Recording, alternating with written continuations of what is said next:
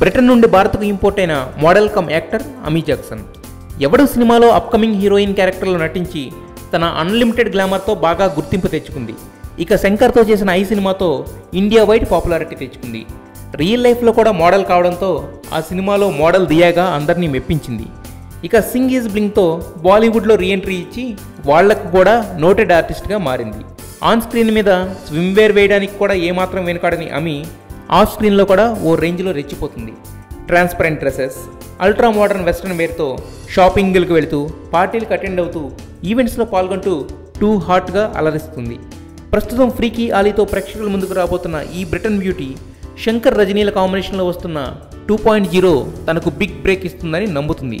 ఆ సినిమాతో అమీ ఎక్స్పెక్ట్ చేసిన బ్రేక్ వస్తే బిజీగా మారడం గ్యారంటీ.